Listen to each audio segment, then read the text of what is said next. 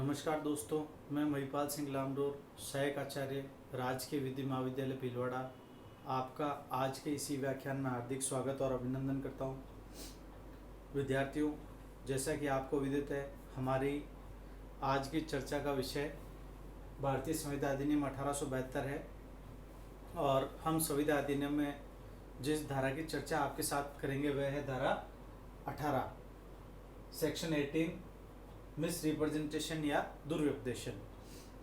ये सभी बिंदु जो हम आपके साथ चर्चा करेंगे वह सहमति से जुड़ा हुआ है और जैसा कि आपको विदित है कि सहमति किसी भी विधि मान्य संविधा के लिए एक आवश्यक तत्व है। बिना सहमति के संविधा शून्यकरणीय संविधा हो सकती है। तो हम आपके साथ जो चर्चा करेंगे वह है धारा 18, दुर्व्यपदेशन या मिस रिप्रेजेंटेशन। इसमें जो मुख्य तत्व हैं वह निम्नवत हैं। पहला, ऐसी बात कहना जो सही नहीं है लेकिन कहने वाला सही समझे। ऐसी बात कहना जो सही नहीं है लेकिन कहने वाला सही समझे। पॉजिटिव स्टेटमेंट ऑफ फैक्ट्स, अर्थात कहने वाला व्यक्ति किसी बात को सत्य समझता है लेकिन वास्तव में वह बात सत्य नहीं है।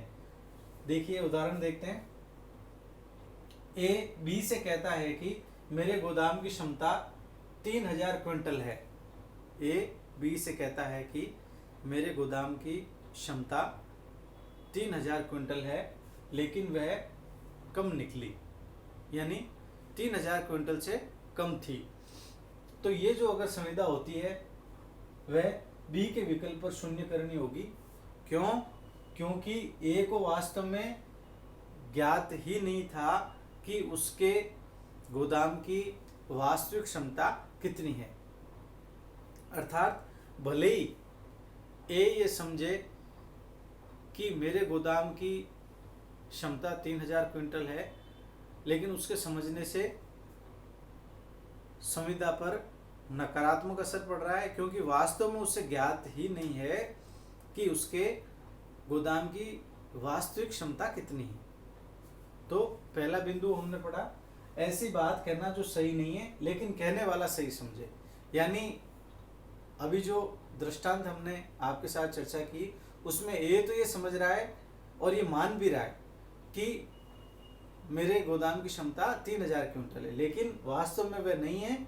और इस कथन से या इस स्टेटमेंट से प्रभावित होकर बी यदि कोई संविधा कर लेता है तो वह संविधा बी के विकल्प पर शून्य होगी। क्यों?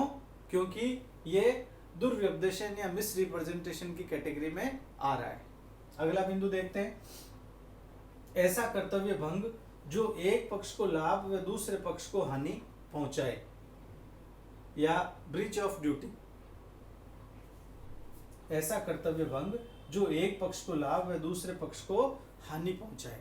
देखते हैं इसका उदाहरण। ए बी से करार करता है और बी बिना पढ़े हस्ताक्षर करता है। ए बी से करार करता है और बी बिना पढ़े हस्ताक्षर करता है। क्यों? क्योंकि ए विश्वास दिलाता है। ए विश्वास दिलाता है किस बात का? इस बात का कि विलेख में वही शर्तें हैं जो मौखिक रूप से तय हुई थी। विलेख में वही शर्तें हैं जो मौखिक रूप से तय हुई थी। तो यदि इसमें शर्तों में हेरफेर हो तो यह संविधा बी के विकल्प पर शून्य करणीय हो सकेगी। क्यों? क्योंकि बी इस विश्वास में विलेख पर हस्ताक्षर करता है कि जो चर्चा मौखिक चर्चा ए के साथ हुई थी वही विलेख में दर्ज होगी, लेकिन वास्तव में ऐसा नहीं था। तो इससे क्या हो रहा है? ऐसा कर्तव्य भंग जो एक पक्ष को लाभ, यानी ए को लाभ हो रहा है और बी को हानि हो रही है, क्योंकि अब शर्तें वैसी नहीं है जैसी मौखिक चर्चा हुई थी। तो यहाँ पर संविधा बी के विकल्प पर शून्य करनी होगी। क्यों? क्योंकि ये भी दुर्व्यपदेशन या मिस रिप्रेजेंटेशन का कारण बनता है। अगला बिंदु देखते हैं। संविधा की विषय वस्तु के रूप में भूल करवाना, inducing mistake about subject matter of contract.